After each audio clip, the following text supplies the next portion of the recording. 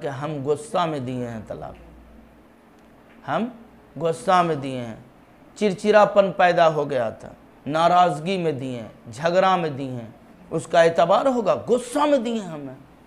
تو دنیا میں کوئی ایسا آدمی بھی ہے جو بیوی کی محبت میں دلار میں دلارتے دلارتے ہم تیرے بن جی نہ پائیں گے، تجھے ایک طلاق، تیرے بن ہم ایک سیکنڈ دنیا میں کہیں رہ نہیں سکتے، تجھے 2 طلاق، تو میری جان ہے، تجھے 3 طلاق۔ ایسا کوئی دنیا میں دیتا ہے؟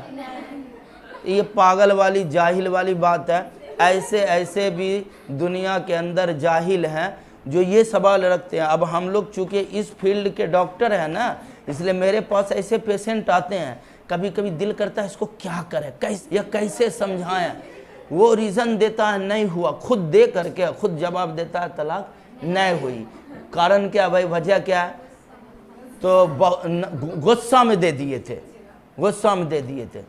اچھا، تو اس کو یہی سمجھاتے کبھی کہ بھائی دلار پیار محبت میں کبھی کوئی آدمی دیتا ہے اپنی وائف کو طلاق؟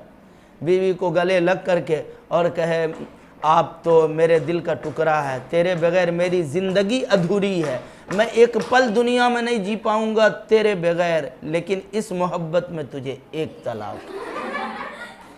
ایسا کبھی سنا ہے؟ معلوم ہوتا ہے طلاق دی ہی جاتی ہے، لڑائی میں، جھگڑے میں، غصہ میں، نشے میں دی ہی جاتی ہے۔ تو پھر یہ بہانہ، یہ تو عجیب سی بات ہو گئی۔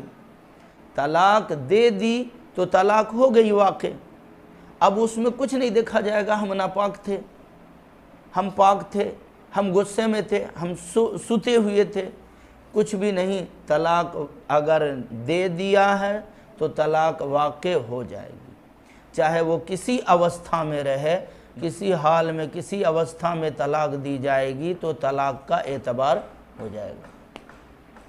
مولانا نانوتوی تاجو بن پائے بانی، متقی انسان تا نہیں ہے اس کا ثانی۔